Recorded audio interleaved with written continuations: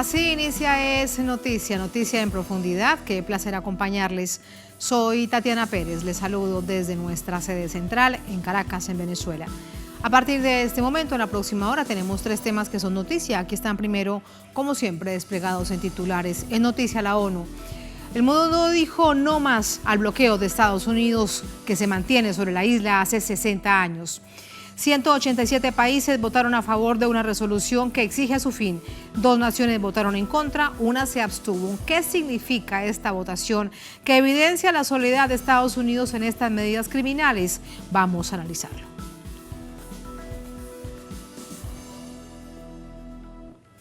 En noticia Palestina, Bahrein, uno de los firmantes del Acuerdo de Abraham de 2020, rompió relaciones con Israel por sus crímenes contra el pueblo palestino, más de 10.000 personas asesinadas en 27 días. Lo notificó este jueves dando un enorme paso atrás en esa llamada normalización de relaciones con el gobierno sionista. Desde la firma del acuerdo, Palestina lo condenó por considerarlo un golpe a la solidaridad entre países árabes. Lo analizamos.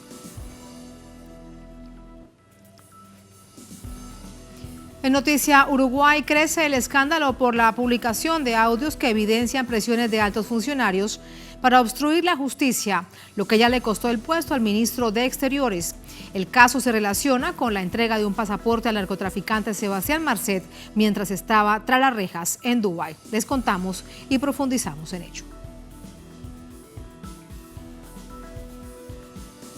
En noticia, casi comienza. Bienvenidos, bienvenidas.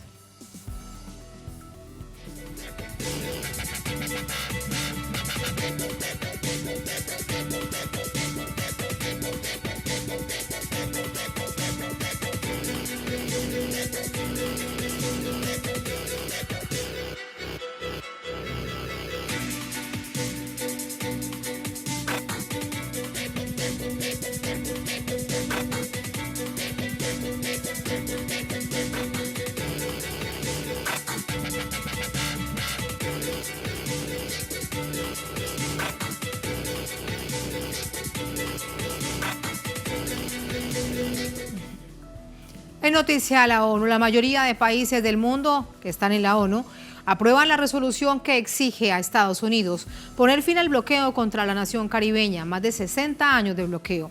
2 naciones más que el año pasado, para completar 187 votos. Vamos a verlo.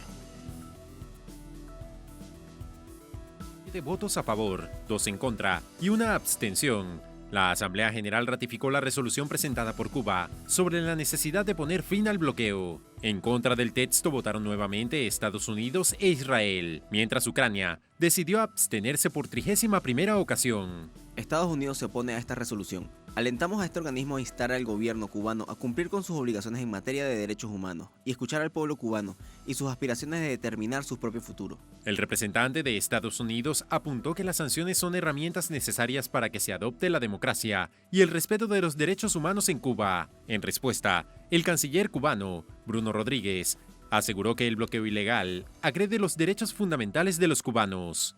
El bloqueo viola el derecho a la vida, a la salud, a la educación y al bienestar de todas las cubanas y cubanos. Lo sienten nuestras familias a través del desabastecimiento en las tiendas, las largas colas, los precios excesivos o los salarios devaluados.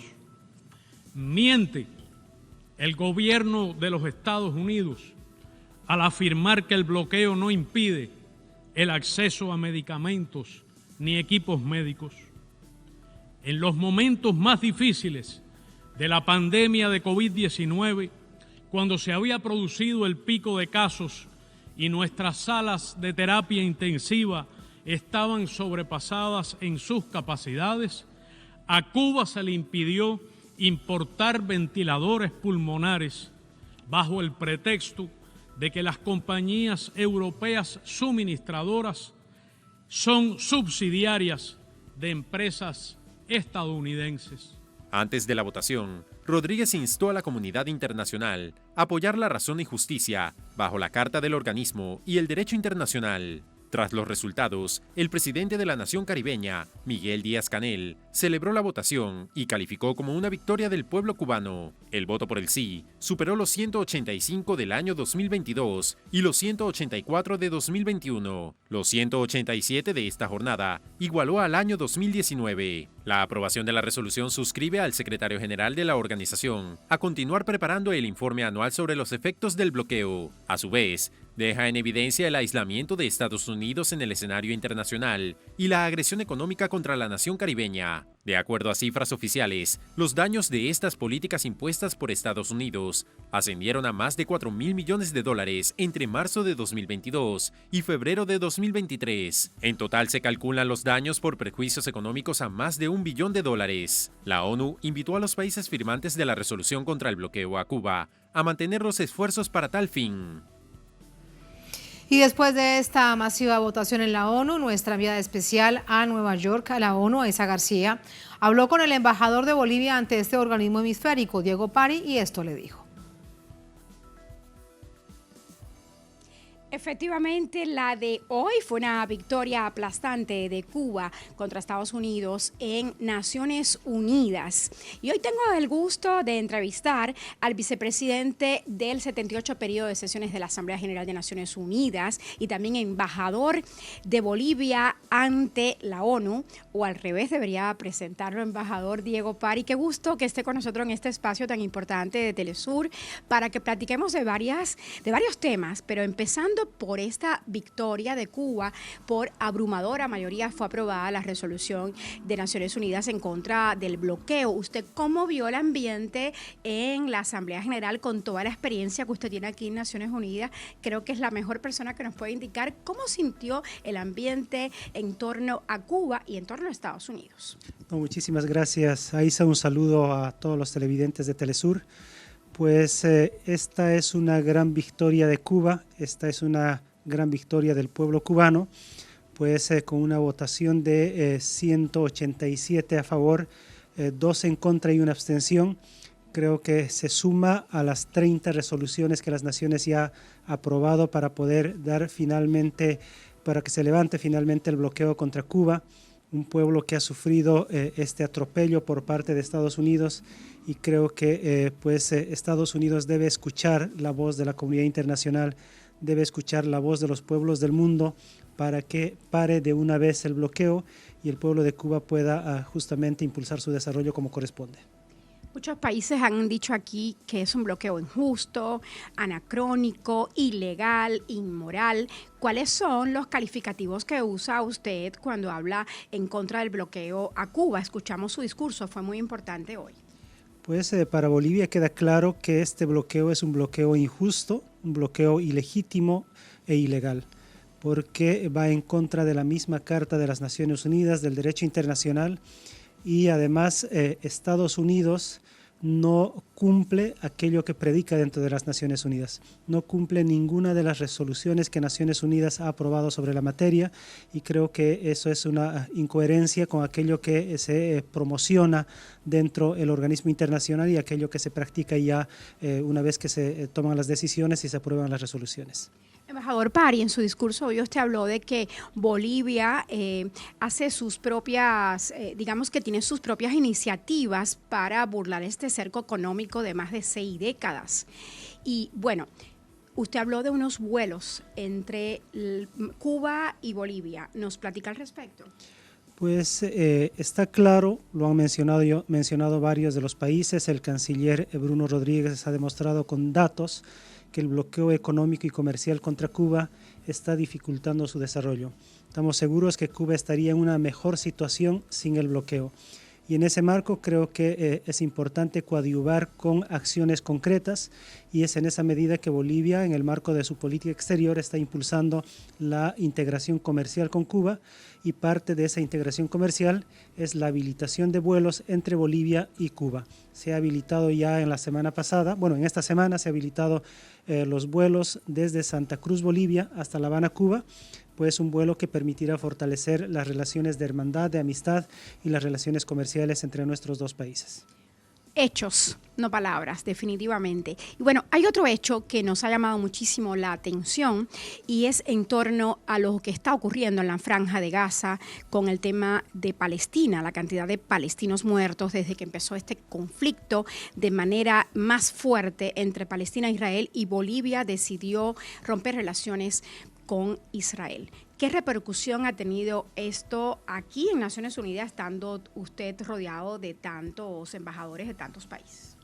Pues lo hemos anunciado, hemos puesto en conocimiento de la comunidad internacional que Bolivia es un país pacifista, un país que privilegia la vida, un país que privilegia a los pueblos, respeta la Carta de las Naciones Unidas, respeta a toda la comunidad internacional, el derecho internacional, y en ese contexto pues Bolivia no puede tener relaciones con países que no respeten la vida, pero además países que incumplen las decisiones de la Asamblea General de las Naciones Unidas. Es en ese contexto que se ha tomado la decisión de romper las relaciones diplomáticas con Israel, y pues a partir de ese momento ya no habrá ningún tipo de diálogo con este país, porque consideramos que es un país que está masacrando y que está generando genocidio contra el pueblo palestino.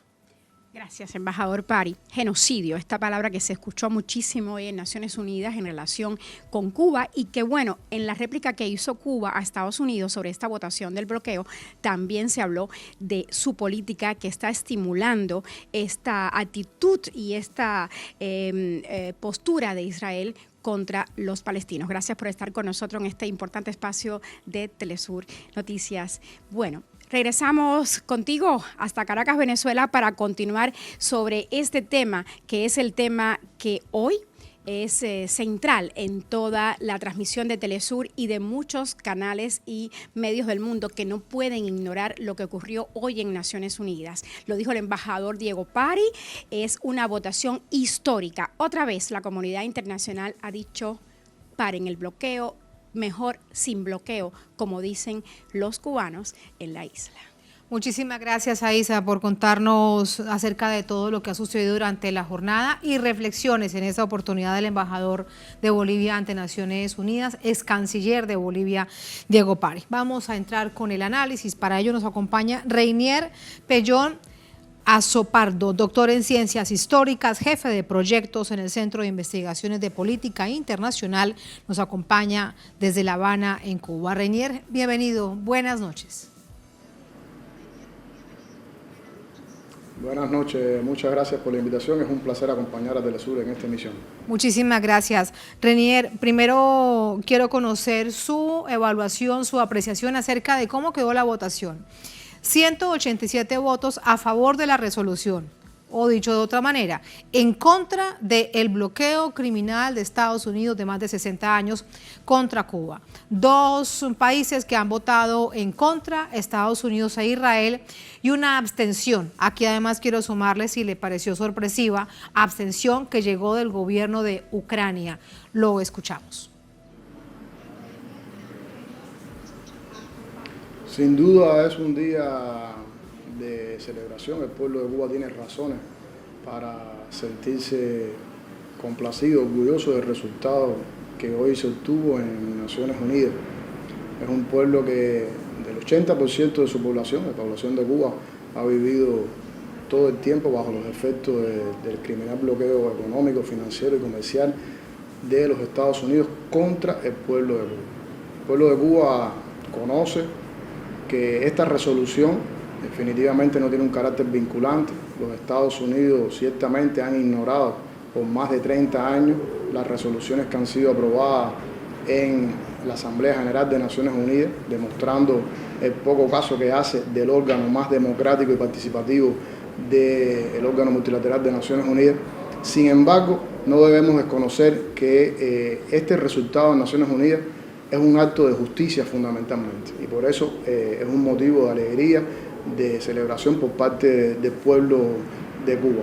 No debemos olvidar que el bloqueo económico de los Estados Unidos y en sentido general toda la política de hostigamiento de los Estados Unidos contra el pueblo de Cuba tiene un componente, entre tantos, tiene un componente mediático fundamental, que persigue, que está financiado desde los gobiernos de Estados Unidos durante 60 años, para tergiversar las razones, las justificaciones de implementar esa política de bloqueo.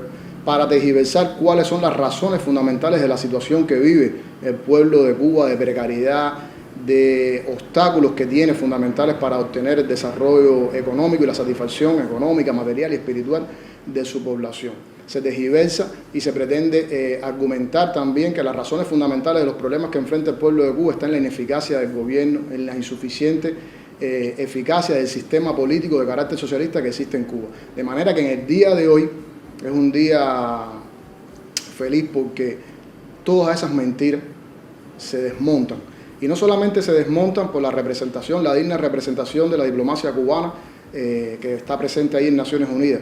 Se desmonta en las intervenciones de más de 50 delegados que estuvieron ahí presentes, hicieron, o 53 oradores que estuvieron participación activa en los debates que precedieron esta votación ayer y hoy, y que tuvieron como común denominador poner los puntos sobre las sillas, es decir las verdades del bloqueo económico y el efecto que tiene sobre la población. Un bloqueo y una política que está dirigida a generar daño en la población de Cuba. Una de las grandes mentiras es que dicen que no, que va dirigido al gobierno de Cuba, que va dirigido a determinadas autoridades de Cuba, cuando en realidad es una política que desde sus orígenes, en la década del 60, está dirigida a causar malestar en la población, a causar descontento, a causar hambre y desesperación en el pueblo de Cuba. Esa es la esencia del bloqueo. Y hoy es abiertamente desmentida en Naciones Unidas a través de los oradores, a través de las organizaciones que hablaron a través de esos oradores. Entre ellas estuvo el G77 representado, estuvo el Movimiento de Países No Alineados, estuvo SICA, por la integración centroamericana, grupos africanos, entre otros. A través de esas voces también se desmintieron las esencias de esa política genocida del gobierno de los Estados Unidos en contra del pueblo de Cuba. Sí, y esto ha sido reiterativo desde hace más de 30 años. Así que aquí hay un asunto clave, porque aunque ha sido reiterativo, por mayoría cada vez hay un mayor consenso mundial global en el concierto de Naciones Unidas que Estados Unidos debe acabar con este bloqueo. A nivel interno, Reinier, algo a nivel interno me refiero de Estados Unidos, y no solamente dentro de su política, entre republicanos, demócratas y la ciudadanía, algo debe suceder para que se entienda que es una decisión global con respecto a una decisión criminal por parte del gobierno de Estados Unidos, no importa quién llegue a la Casa Blanca. Evidentemente, este proceso de votación que se desarrolla en Naciones Unidas y el análisis de la resolución que presenta Cuba, uno de los factores esenciales que evidencia es la carente legitimidad de la política norteamericana en el escenario internacional, pero también al interior de los Estados Unidos. Hay que destacar que esto es una política ilegítima, que no goza de un apoyo, que no goza de consenso dentro de la sociedad norteamericana, incluso dentro de parte importante del sector de la inmigración cubana en los Estados Unidos, que apuesta por un desarrollo normal, respetuoso con la sociedad cubana y sus autoridades. En realidad, esta política es ilegítima por las razones que estamos diciendo, pero también es ilegal, que va en contra de las normas del derecho internacional, y por supuesto una política genocida, que no hay un cubano que no se sienta afectado de manera directa por esta razón. Está claro que los objetivos que pretende argumentar los Estados Unidos son falsos, que van dirigidos a desarrollar la democracia, que van dirigidos a desarrollar la participación en Cuba. Está claro que esos argumentos son falsos, que a pesar de los obstáculos fundamentales que genera para el desarrollo, para el ejercicio soberano, para el ejercicio independiente de la sociedad cubana y el desarrollo de su sistema socialista, también es cierto que Cuba nunca ha renunciado a la posibilidad de evolucionar como sistema hacia mecanismos de participación más democráticos, más participativos, darle mayor inclusión a la juventud en los procesos de toma de decisiones de carácter político, económico, cultural, social, y hay varios ejemplos que en estos 60 años, como bien usted adelantaba, la política de los Estados Unidos no ha cambiado, a no ser para recrudecer ese bloqueo. Sin embargo, las autoridades cubanas y su sociedad sí han cambiado muchísimo en estos 60 años, y en favor de estos elementos que supuestamente dice defender los Estados Unidos, pero que lo hace de una manera falaz y mentirosa.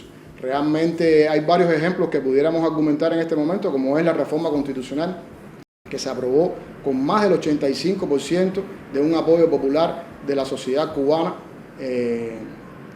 recientemente, hace 2019, y comienza a implementarse una serie de leyes y de reformas a partir de ese año que persiguen implementar lo que está contemplado en esa reforma constitucional en favor de democratizar, de descentralizar también las funciones políticas del Estado en favor de su dinamismo, en favor de su eficacia.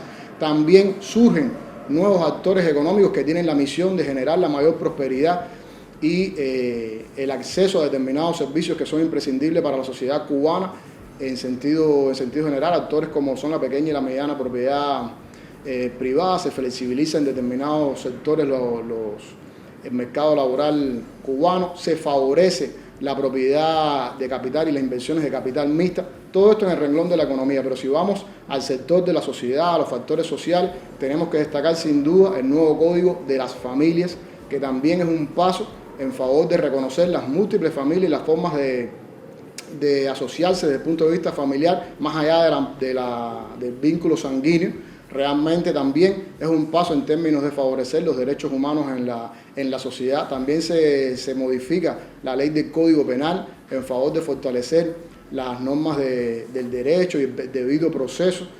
Hay innumerables ejemplos recientes que evidencian la evolución del sistema político cubano hacia formas más democráticas, hacia formas más participativas y sin duda buscar mecanismos más eficaces de gestión y distribución de las riquezas que se producen al interior del país. Sin embargo, no puede dejar de mencionarse, estaríamos siendo realmente, como argumentábamos hoy en Naciones Unidas, estaríamos dando de espalda a la verdad si no decimos que es un factor fundamental que obstaculiza el desarrollo de la sociedad cubana, la satisfacción de sus aspiraciones como individuos y como sociedad, están precisamente en el obstáculo que genera el bloqueo económico, financiero y comercial al pueblo de Cuba, que es oportuno destacar siempre que tiene un carácter extraterritorial, que no es un asunto bilateral de los Estados Unidos hacia Cuba, y que ese carácter extraterritorial quedó codificado en la ley Burton a partir del año 96, que como curiosamente aparecen los argumentos que da la Unión Europea, que representa a 27 países miembros y a los países candidatos cuando hace la justificación de su voto. Precisamente entre sus argumentos está el hecho del carácter extraterritorial de esa política, lo cual también evidencia, desmiente que la política de Estados Unidos hacia Cuba sea un asunto bilateral, sino que afecta no solamente los derechos del pueblo cubano fundamentalmente, sino que viola las normas del derecho internacional, las normas que están establecidas en la Organización Mundial del Comercio para establecer relaciones normales. En realidad, el bloqueo económico es un acto de guerra en tiempo de paz.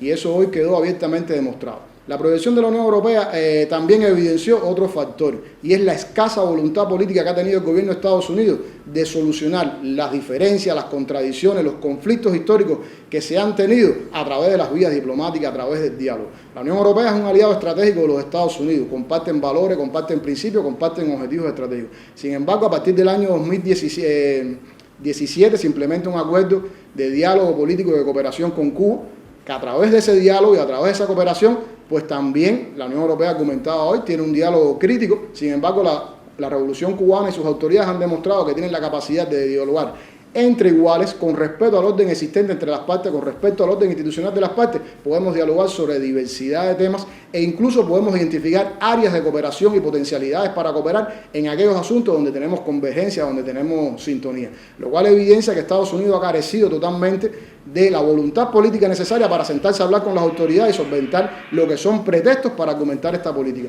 Ellos basan esa política ley Burton sobre todo en los procesos legítimos y legales que llevó a cabo la Revolución Cubana en el año 59 en la nacionalización de las propiedades. Pero es evidente que otros actores aliados de Estados Unidos, podemos decir España, podemos decir Reino Unido, podemos decir Canadá, pudieron solventar a través del diálogo, a través de la diplomacia y la negociación esos problemas, y hoy esas negociaciones y esa remuneración por los procesos de nacionalización que fueron legales, que fueron legítimos, están resueltos con esas autoridades y hoy pueden tener una relación y un vínculo de cooperación y diálogo político y relaciones comerciales, económicas y financieras normales con el sistema político cubano. Es decir, que esta votación y las intervenciones que se produjeron en Naciones Unidas evidenciaron una vez más que la política de Estados Unidos es ilegal, es ilegítima y que ese gobierno y las continuas administraciones que han acompañado esa política se encuentran aisladas ante el escenario internacional. Estados Unidos no tiene ningún apoyo, ninguna consideración ni ninguna legitimidad para decir que representan al pueblo de Cuba. Nosotros pensamos que el pueblo de Cuba está dignamente representado por su gobierno y ahí en Naciones Unidas por sus dignos diplomáticos, que también son una expresión de la soberanía, de la democracia que predomina en nuestro sistema político. Muchísimas gracias, Reinier. Todo esto es lo que ha sucedido durante esta jornada, en esta nueva votación histórica, 187 votos a favor de esta resolución para que se acabe con este bloqueo criminal contra Cuba. Muchísimas gracias, buenas noches. Un placer. Muchas gracias, hasta luego. Así vamos a la primera pausa en esta emisión de Es Noticia. Al volver en Noticia Palestina, Bahrein, uno de los firmantes del Acuerdo de Abraham de 2020, rompió relaciones con Israel por sus crímenes contra el pueblo palestino. Lo notificó este jueves, dando un enorme paso atrás en la normalización de relaciones con el gobierno sionista. Desde la firma del acuerdo, el gobierno palestino lo condenó por considerarlo un golpe a la solidaridad entre países árabes. Profundizamos en ello al volver en Es Noticia.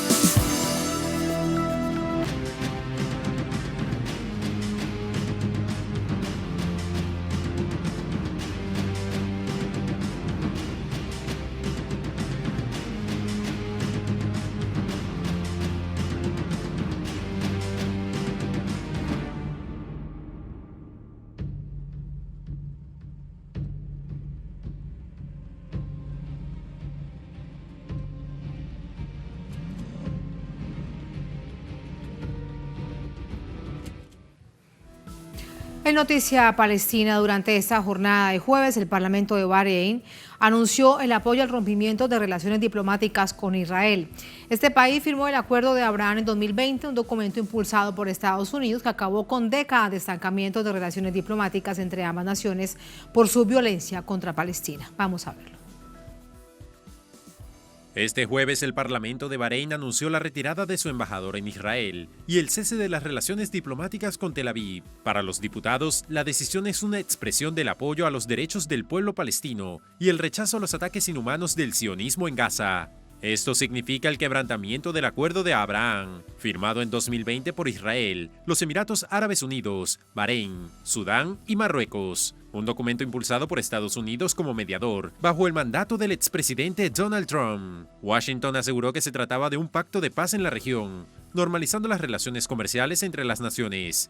Sin embargo, el gran beneficiado fue Israel, que alcanzó el respeto de 4 países árabes que no reconocían su independencia desde 1948. En este contexto, el acuerdo fue una de las estrategias políticas para posicionar a Israel en la región, legitimando la impunidad de sus actos contra el pueblo palestino.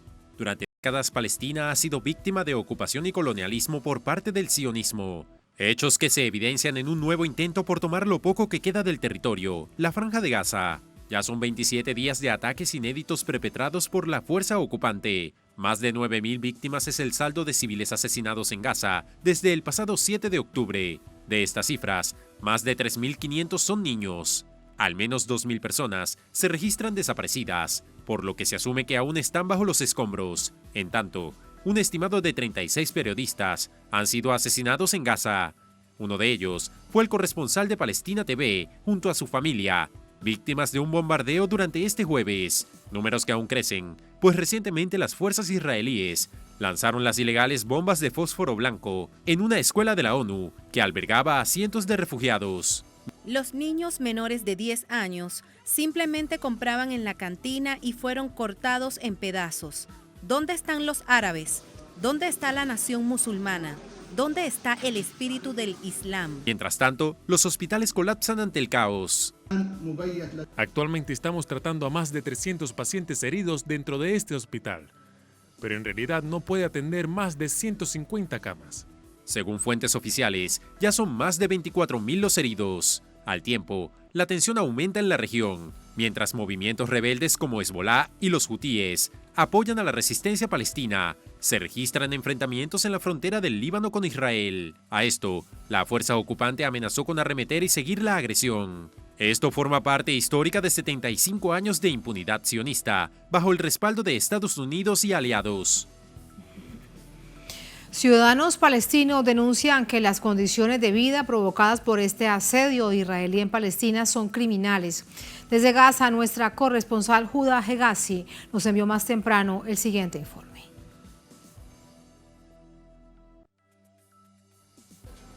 Nos encontramos en la gobernación de Jan Yunis, en uno de los colegios de la UNRWA, el cual sirve ahora en estos tiempos de guerra como refugio para miles de refugiados palestinos. Como podemos ver, este colegio sirve como refugio a miles de personas gazatíes. Alrededor de 2.000 personas se encuentran refugiadas en esta escuela. Como podemos ver, hay miles de personas deben de realizar sus tareas domésticas. Hay, como podemos ver, ropa colgada, mantas. No pueden salir de este colegio, ya que supuestamente este debería de ser un lugar seguro, pero sin embargo eso no es así, ya que esta mañana, durante toda la mañana, el ejército de la ocupación sionista ha procedido a bombardear 3 colegios. Uno en el campamento de Al-Shate, que fue bombardeado con fósforo blanco, un material prohibido internacionalmente, pero que sin embargo el ejército de la ocupación no lo tiene en cuenta y ha bombardeado ese colegio sabiendo que hay niños, sabiendo que hay menores, sabiendo que hay mujeres y ancianos, y al menos 5 personas resultaron heridas. También otro colegio en el campamento de Al-Bureish fue bombardeado alrededor por misiles por parte de aviones de guerra israelíes, en donde al menos 27 personas también han perdido la vida, la mayoría de ellos niños, por lo que ahora aquí en la Franja de Gaza no hay ningún colegio ni ningún refugio que sea seguro para que estas personas que han perdido sus casas, que han perdido todo, puedan vivir en paz. Ahora nos procederemos a realizar una entrevista con una refugiada para que nos hable del miedo de estar incluso en un colegio, ya que han atacado hoy alrededor de 3 colegios. Háblame, ¿a qué le temes hoy? La ocupación israelí bombardeó 3 escuelas. En primer lugar, solo tenemos a Dios. Segundo, nadie está pendiente de nosotros. ¿A dónde vamos? No quedan ni escuelas ni hospitales. Bombardean todos los lugares. Es un crimen lo que está pasando. ¿Dónde vamos a esconder a los niños? Van 27 días y amanecemos con la noticia de la muerte del hijo de un vecino.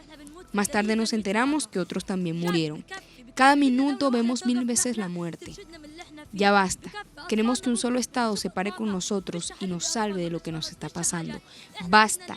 Estamos viendo morir a nuestros niños. No tienen leche, queremos vivir. No queremos la limosna que nos traen. No queremos atún.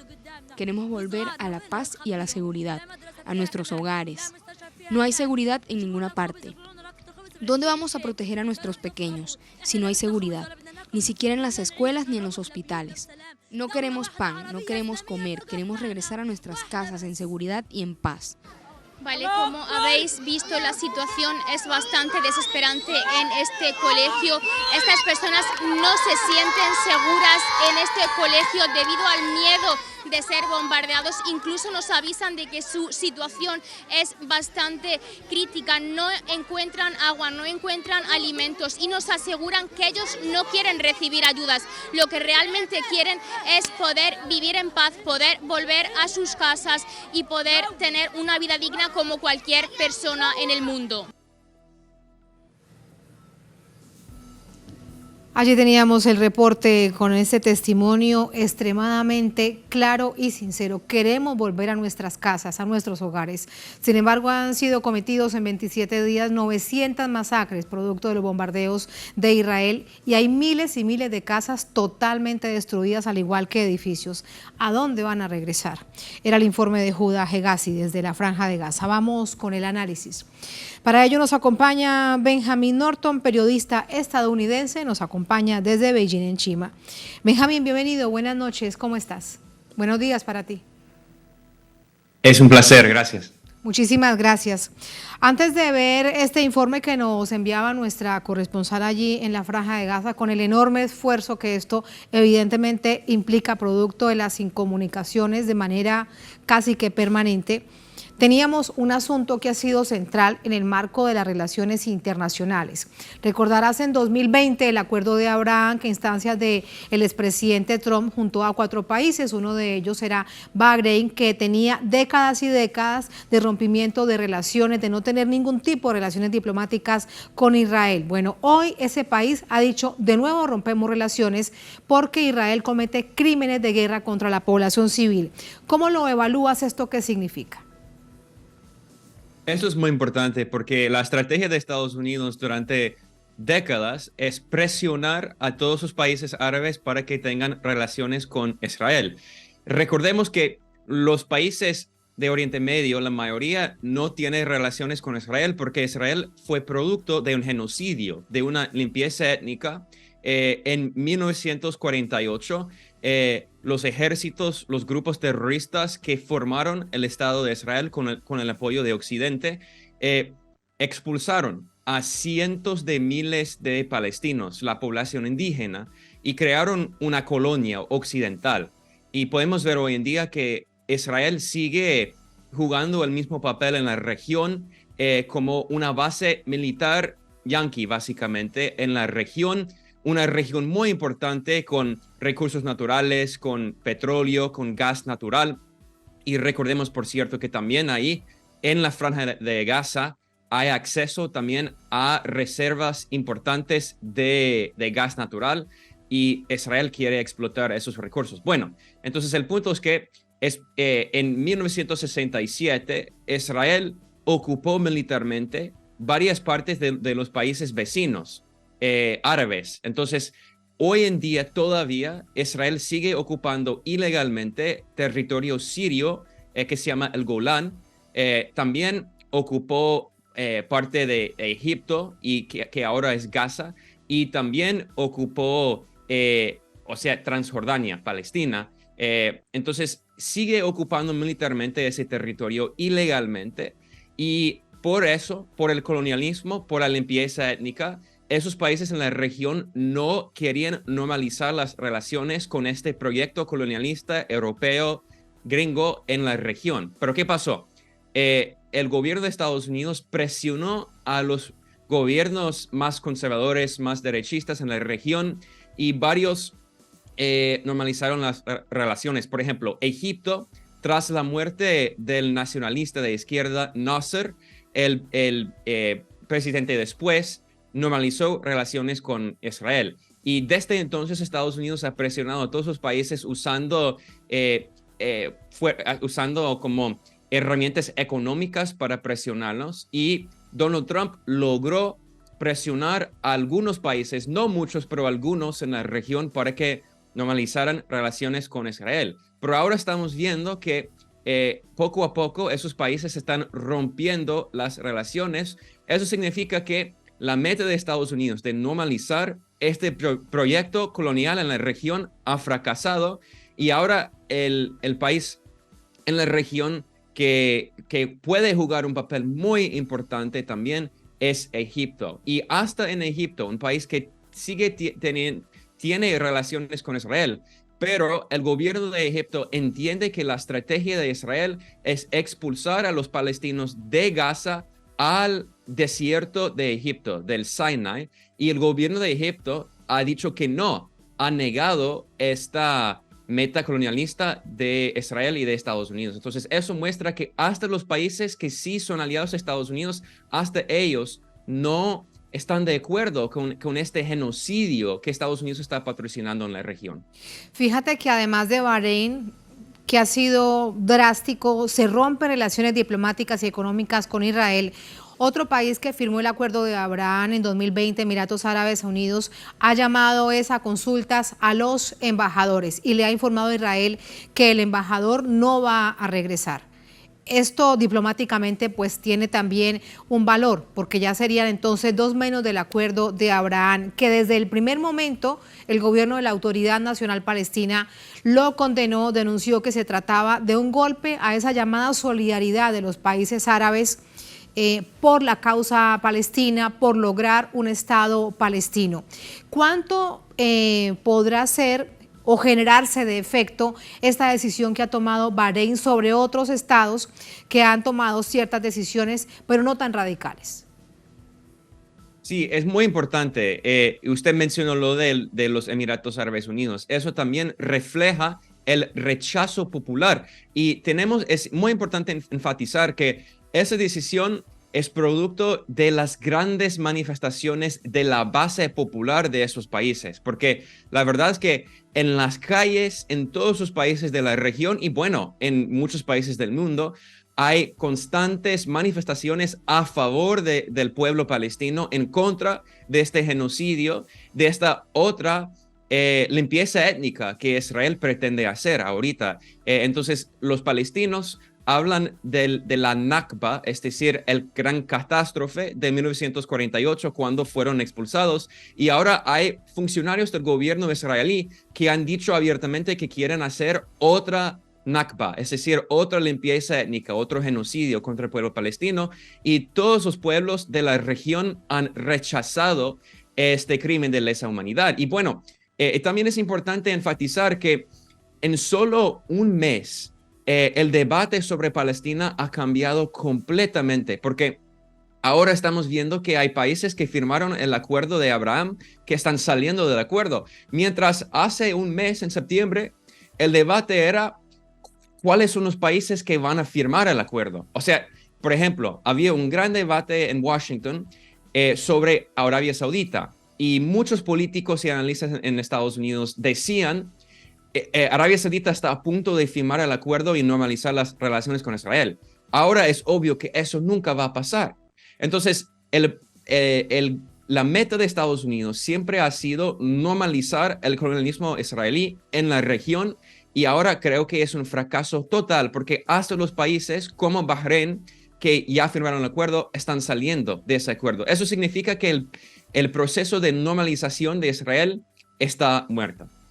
Podríamos decir que esta situación tan extremadamente criminal, dramática, mira, por ejemplo, hoy desde naciones europeas, no solamente pueblos, sino para el caso, por ejemplo, de gobiernos en España, la ministra de Desarrollo Social ha dicho con toda claridad que va en contra de la decisión del gobierno de España de acompañar a Israel y también de esa postura cómplice de los líderes de la Unión Europea al gobierno de Israel, diciendo que Netanyahu debe ser llevado a la Corte Penal Internacional de Justicia de La Haya y juzgado por crímenes de guerra. Estamos observando entonces que hay estos hechos que de alguna manera se van hilando desde gobiernos, pero no resulta suficiente, Benjamín, y ese es el asunto ahora que resulta pues tal vez más sobrecogedor o genera más nivel de impotencia.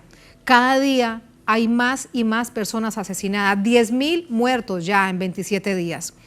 Más de 3.000 niños, más de 2.000 mujeres, ancianos y familias enteras. Hoy Israel asesinó a un periodista de Palestina TV y a toda su familia en un bombardeo.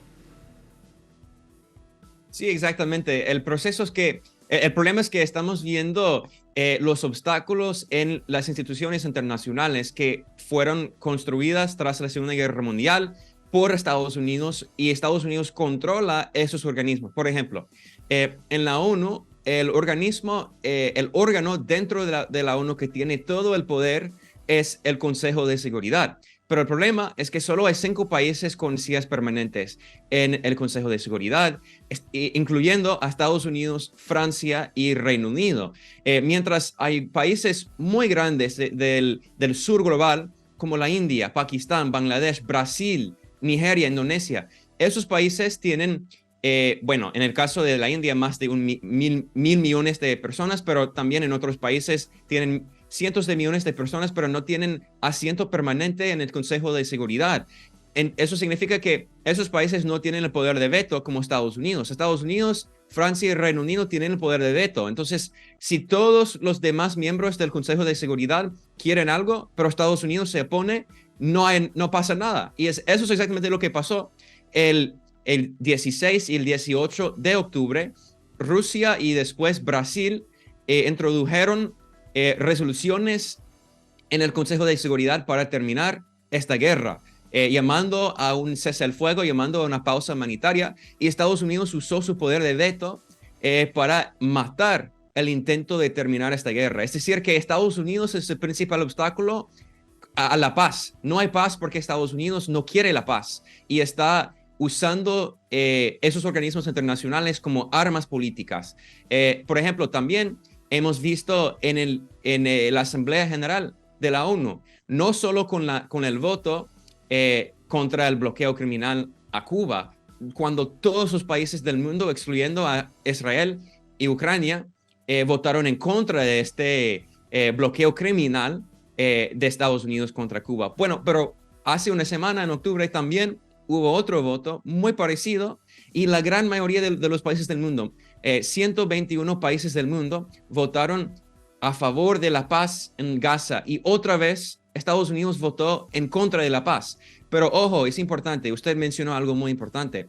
Estamos viendo divisiones hasta dentro de la misma alianza occidental, y eso es importante porque muestra que hay países europeos que no están de acuerdo con este genocidio patrocinado por Estados Unidos. Por ejemplo, Irlanda, por ejemplo, España, Portugal y Suiza, y también hasta Francia, por ejemplo. En el voto en la Asamblea General de la ONU en la semana pasada, Francia votó a favor de la tregua en Gaza. Eso significa que los mismos aliados de Estados Unidos quieren la paz. Entonces, eso muestra que Estados Unidos está aislado.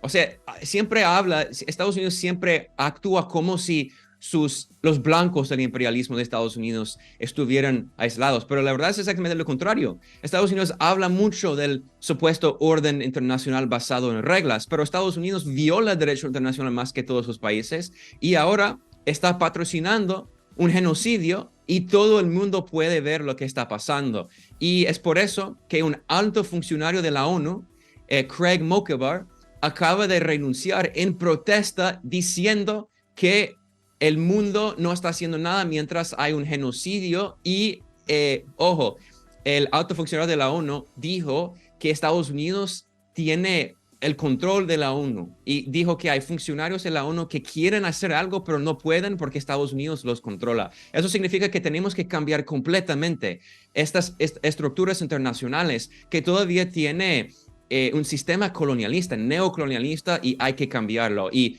esa crisis lo demuestra. Esta crisis lo demuestra con ese ejemplo y otro bastante diciente, además, ante los medios de comunicación de la semana pasada. El secretario general de Naciones Unidas, Antonio Guterres, dijo un día allí en la Asamblea General que era un crimen lo que estaba haciendo Israel contra la población civil en la Franja de Gaza, que era un crimen al derecho internacional humanitario. Después de que Israel dice que él debería renunciar, al día siguiente Guterres se retractó cuando todos vimos lo que él, como secretario general de Naciones Unidas, dijo ante los medios de comunicación del mundo. Era solamente un ejemplo más para recordar. Benjamín, muchísimas gracias por tu análisis. Buenas noches. Siempre es un gusto. Gracias por la invitación. Muchas gracias. Hasta luego. Así vamos a la última pausa en esta emisión de Es Noticia. Al volver en Noticia a Uruguay, crece el escándalo por la publicación de audios que evidencian presiones de altos funcionarios para obstruir la justicia, lo que ya le costó el puesto a quien ven ustedes, al ministro de Exteriores. El caso se relaciona con la entrega de un pasaporte al conocido, identificado narcotraficante Sebastián Marcet mientras estaba tras las rejas en Dubái. Les contamos todo esto y cuáles son sus implicaciones, qué está pasando en el país al volver en el Noticia.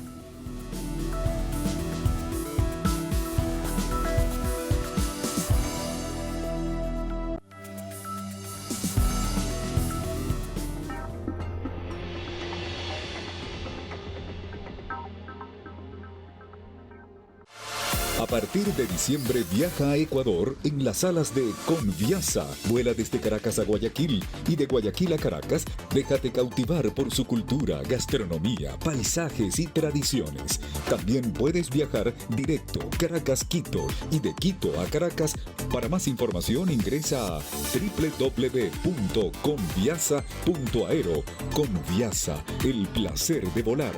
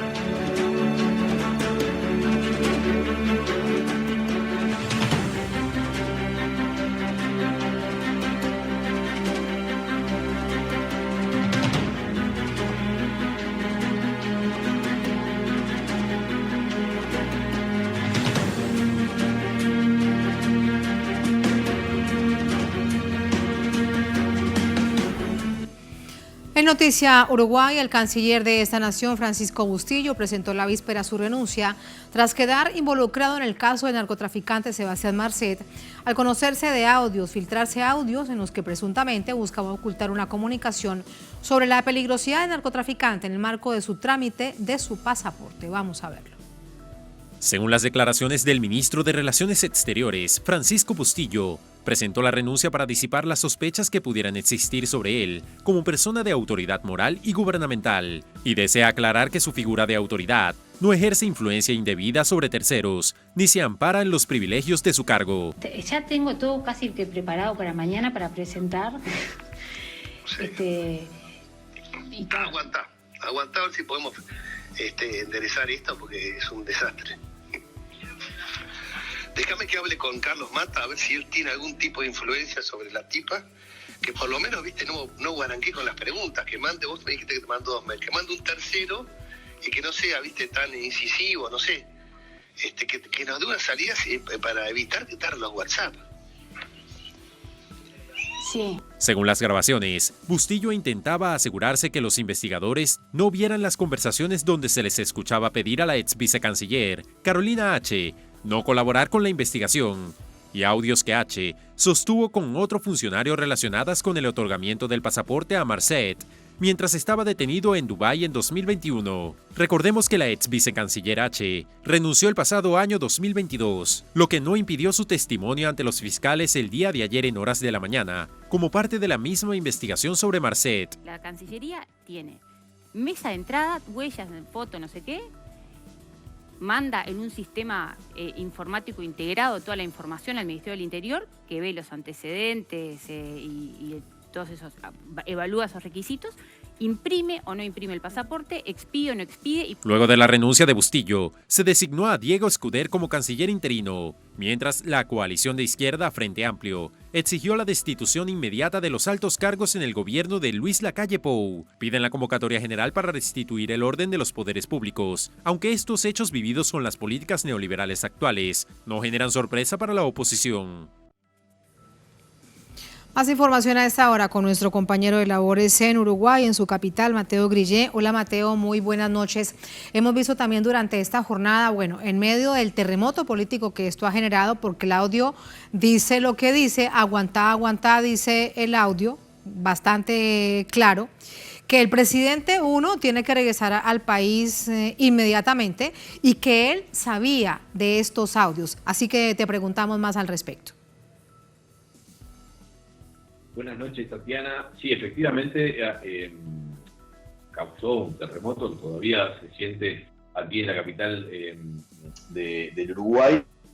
Por ese audio que recién escuchábamos, que es un poco más extenso y que en otra parte de ese audio, que es una comunicación entre el ex ministro ahora de Relaciones Exteriores, Francisco Bustillo, y la viceministra de ese mismo ministerio, Carolina H., donde Bustillo incluso le dice que en enero o febrero de este año perdiera el celular, es decir, perdiera la posibilidad de registrar o de pasar las pruebas que estaban en ese teléfono a la justicia en el marco de una investigación por el otorgamiento de forma muy acelerada de este pasaporte uruguayo a Sebastián Marcet, que es un narcotraficante muy importante de América Latina y sobre todo del Cono Sur, que además hoy se encuentra prófugo.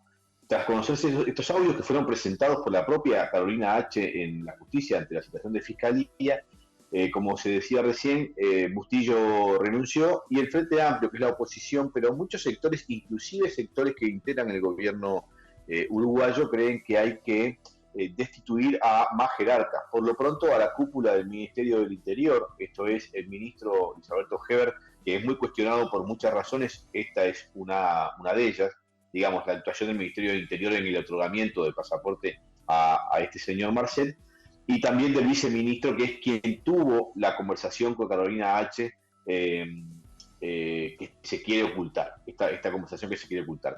Y también piden la destitución del principal asesor de comunicación o en comunicaciones del gobierno uruguayo, del presidente de la República concretamente, que se llama Roberto Lafluf, que fue él o uno de los jerarcas o personas del círculo más próximo al presidente uruguayo, que intentó hacer una trama de confabularse, digamos, con los otros jerarcas para que nadie presentara estos registros de conversaciones por WhatsApp, básicamente, ante la justicia. Esto implicado en una investigación judicial, es un delito. Hasta ahora no ha habido más remociones que la de Bustillo, que tal vez es una renuncia por propia voluntad, aparentemente, y la calle no ha dicho ni una sola palabra. Hoy está en Estados Unidos esperando una reunión que mañana tendría con el presidente de ese país, y el sábado recién parece que vuelve al Uruguay para responder algo de todo lo que se le cuestiona. Dentro de los partidos de la coalición del gobierno, de la coalición de derechas, Cabildo Abierto, por ejemplo, que es el partido de los militares, ha dicho que esto va a generar un negativo efecto dentro de esta coalición. Cuéntanos más de ello. Sí, efectivamente, en la mañana de hoy recién el líder de esta coalición, que es el ex jefe del ejército, que se llama Guido Manini Ríos, de este partido, Cabildo Abierto, señaló que es imposible sostener que el principal asesor de la calle Pou estuvo en esta trama y que la calle no conocía lo que hacía el principal asesor, no conocía lo que hacía tampoco el ministro de Relaciones Exteriores ni el ministro del Interior. Es decir, es imposible sostener que la calle no sabe lo que hacen su círculo más cercano, por lo cual está esperando lo que vaya a decir el día sábado, pero por lo pronto la impresión que da es que en las próximas horas, después que la calle vuelva, Cabildo Abierto, como tú decías, es un sector muy vinculado a los sectores militares,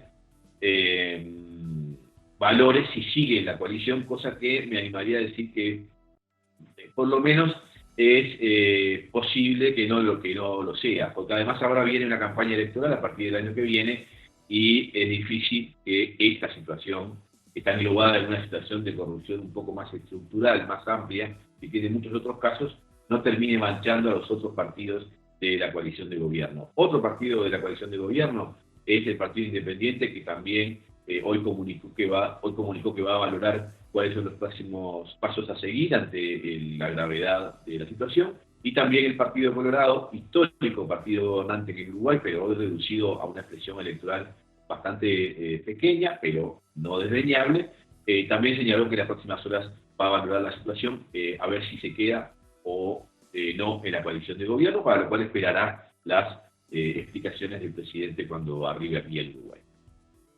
Se imagina uno desde la perspectiva política, ya que viene el proceso de campaña presidencial y además es las presidenciales, no quieran arrastrar con todo esto. Por último, Mateo, brevemente para despedirte. Aquí de fondo hay un entramado que realmente no se conoce y es por qué esa intención de proteger a este narcotraficante, entregarle tras las rejas en Dubái además un pasaporte legal. Hay parte de un entramado que no ha salido a la luz pública. Efectivamente, pero ya es el tren especulativo y de sospechas. En principio no hay pruebas de nada, pero es cierto que hay todo un movimiento en las más altas esferas del gobierno, vinculada, repito, al presidente de la República, para otorgar el pasaporte legal uruguayo a este señor Marcet, que estaba preso en Dubái por haber ingresado a ese país con un pasaporte falso. Con ese pasaporte se le permitió salir de la prisión en Dubái y el hombre se escapó, se fue de Dubái y está prófugo de la justicia. Y además, no hay que perder de vista que el poder del narcotráfico es muy importante, no es el primer país donde se vincula con estructuras políticas, y aquí, si bien no hay pruebas ni tampoco hay un pasado en ese sentido, es particularmente sospechoso estas situaciones que están generando, ¿no? Muchísimas gracias, Mateo, por entregarnos más información. Completa la radiografía, por lo menos por hoy. Gracias, buenas noches. Buenas noches. Buenas noches. A ustedes gracias por habernos acompañado. Ponemos punto final a esta emisión de Noticias. A todos y todas gracias. Será hasta mañana. Sigan con nosotros.